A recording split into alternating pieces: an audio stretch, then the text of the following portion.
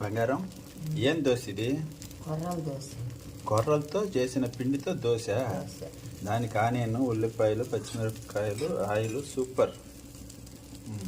Oil తక్కువ అయ్యి.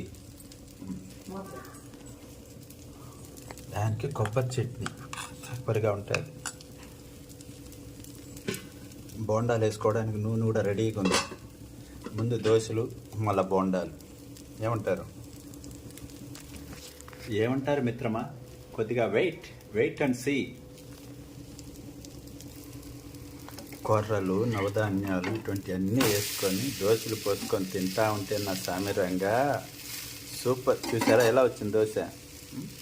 Super కదా. ఇది నా బంగారానికి నేను వేసి ఇచ్చే దోశ. ఎలా ఉంది?